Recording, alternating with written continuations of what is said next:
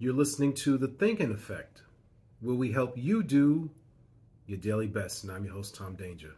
Back this week with the new podcast, Slow Motion Better Than No Motion. You know, life be lifing sometimes. I apologize for being late. But sometimes you just need to take that extra day to regroup, recharge, gather your thoughts, because when you pour so much into other people, or you give so much, you take care of your family, your friends, and just yourself. Sometimes you get a little tired, which is why this week we're going to talk about, are you tired of being tired? Are you tired of being tired? Before we go any further, please like, subscribe, and share.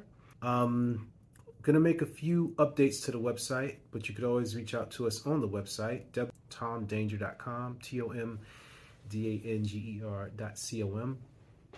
We're going to update the website so that it directs to a link specifically for the podcast, so that if you want to, we're going to do like blog posts and some other articles and put some freebies up there. It'll be a direct link if you want to do the personality assessment. You can head over there, but for now, if you want to do the personality assessment, you could always drop us an email to tomdanger.com in the contact section. Just say free, and I'll know exactly what to send you via the link. And again, thank you for taking the time to come along on this journey. But more than anything, I applaud you for taking time to learn about yourself, because that's what this is all about. I share my stories, but it's really about you and how you could use this information to, make your days more manageable, to manage through the chaos. Because as you go along in life, I would like to think that all of you will reach a certain level of success. You have money, you'll have love, you'll have peace. And at the same time, there'll still be those things around you that will seem as if it's a curveball or it's just challenges. And it's like, how do you go about handling those challenges? Because they don't go anywhere. They just take on a different form and disguise. And the more work that you put into yourself, you're better equipped to handle those challenges. And we talk about challenges of how to deal with your emotions, how to manage your anger, the biggest thing is, how to communicate effectively, which is why I'm so big on the assessment the whole time, because once you learn the words that describe your natural and adaptive behavioral traits, and you learn more about yourself, you can better gauge your interaction with other people based on their personality type, okay? But I'm not going to go off on a tangent with that. This week again, tired of being tired. I have a quick story for you. So I may have mentioned this before. When I was a teenager, I actually worked with my dad on an oil truck. And, working on an oil truck, you work long hours. So I would get up about 3 a.m. and I would meet him 3:30, 4 a.m. Okay. And I didn't form a relationship with my dad till I was pretty much about 14 years old. Mom and dad separated or divorced or whatever when I was younger, but he made it a point to come back into my life and, create some sort of bond, in which I'm really happy he did, because it gave me a better perspective on life growing up as a young man. So, thank you, Pop, for that. But the days were long. Oil business is peak season during the wintertime, so the weather was pretty bad, snow and cold and rain and sleet and all that stuff. And, we would pretty much work 6 days a week. And even though we worked, 12 to 14 hour days, 6 days a week, and I was like exhausted, I wasn't really that tired. Okay. I think that there was a certain excitement of learning something that I never knew before, being on a truck as a teenager and being with my dad and going to these different neighborhoods. And I always felt safe because I was with my dad, no matter how, grimy the neighborhood was. It was sort of like, we have each other back. Not really like I could do much at 14 years old, but I just felt that safety being with him. And the work was hard. The pay was very good. I will not lie, for a teenager. Everyone thought I was a drug dealer, just to put it into perspective. And we created the bond. I learned about life. And I remember one time after work on a Saturday, because we would finish work on Saturday about 1 p.m. We would do like 6 a.m. to 1 p.m. That was like a half day for us. We went bowling afterwards, and I was at the bowling alley, and I went to bowl, and I think when I drew my hand back, the ball shot out backwards. And when it shot out backwards, it like fell on the floor. I didn't have a good grip on it. So I went again, and I rolled the gutter ball. But then when I went to sit down, and I sat down on the bench, I closed my eyes for a second, and all I heard was, "Yo, Tom, did you go?" And it was like 6 other people had already went, but I had fell asleep because I was just exhausted from the week. All right, mind you, 12-hour days, bitter cold, just hard work, hard labor. I would be physically tired, but not really mentally tired. Fast forward, finish school, married, kids, get my first job working at a hotel. Again, worked long hours as a assistant manager. Would work from 6 in the morning till 3 or 4 in the afternoon, or 3 and 4 in the afternoon to 1 or 2 o'clock in the morning. That's just the business. Again, new, exciting, different cultures, different environments, learning about food and beverage, restaurant business was really cool. Left that gig. Fast forward, I go back to school and I get a better paying job. Actually, no. Let me take that back. When I left that job, I started as a temp, and I started working at a university. And things in life were so upside down. Money was tight and everything, so I just rolled the dice and I went with the university because of the name. And I remember as a temp, you can only be a temp for about, I think a maximum is 4 months is what they would allow. So I did that.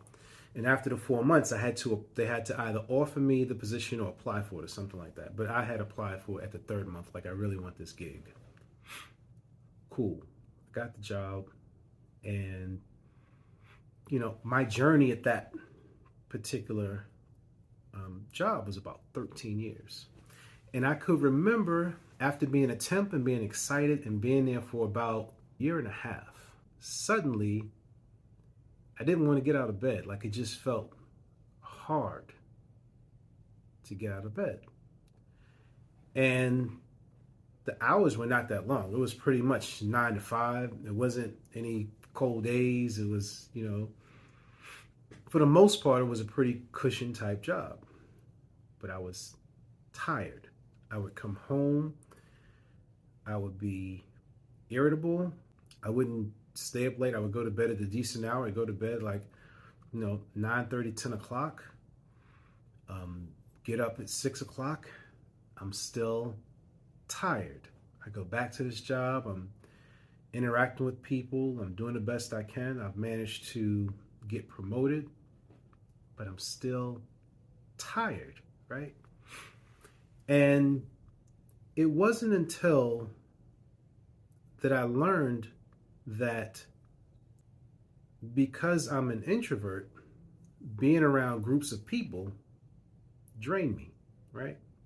Now, if you're wondering if you're an introvert or extrovert, the easy way to determine if you're an introvert or extrovert is how do you feel when you're alone versus when you're around groups of people. When you're around groups of people, do you feel energized or do you feel drained? That'll be one indicator, right? But it goes a little bit deeper than that, because you could be at a particular job where, again, as a means for survival, you're at that job so that you can provide for your family. That doesn't necessarily mean that the job that you've been hired for is the job that naturally fits your skill set. You may have learned and adapted to do a particular task. Mind you, I came from an oil truck. I was dragging an oil hose, and now I'm doing accounting, right? But some things will just drain you. And the reason why I wanted to bring this to your attention, because I know how you feel. I can tell that you're tired, you're making good money, you're tired, you're providing for your family, you just can't figure out why you're so tired. Did you ever consider that what you're doing is not necessarily what you're good at naturally? Did you ever really think about that? And in order for us to put some framework, because I know you're going to say, like, look, I got to take care of my family. I can't be doing all of this, just assessment. You're going to tell me I'm an introvert. I got to feed my family. I get it. I hear you. But at the same time, you have to learn what you can do so that you're not always tired. And the first thing that I recommend is take time to recharge. I go back to what I said before. Do you feel energized when you're around people? If you do, you're more of an extrovert. Or do you feel more energized when you are alone, when you take that time to yourself? Now, I know you got kids, I know you got the family, and sometimes it's hard for you to get that time for yourself, but you have to carve out that 30 minutes to an hour daily to recharge. And that's if you are an introvert like me. If you're an extrovert, go around people and recharge. We're talking about for the introverts. For the introverts, this is what you have to do. And you can't be so hard on yourself because you always want to please everybody. You want to please, that significant other in your life. You want to please the kids and everybody just around you. They need your attention, but you got to say, chill. Let me take this time. Because otherwise than that, now you're lashing out or you're not expressing yourself, but you're walking around frustrated. But you got to take that time to recharge, okay? Second thing that you need to do is you have to pay attention to your environment. This is for home as well as your job. There should always be a space in your home that is sort of like your sanctuary. I don't care if it's a chair, a couch, a corner, your bed, the bathroom, but there should be a space where you can find your peace.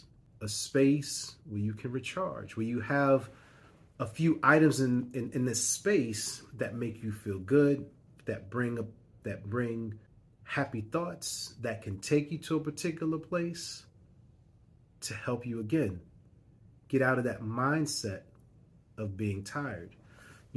My wife loves candles and she has these pillows that she likes to throw around, But she created a little sanctuary for herself that says, okay, when this is my time, once everyone is asleep and away from me, I'm going to light these candles. I'm going to sit on these pillows. I'm going to have my glass of wine. I'm going to chill out.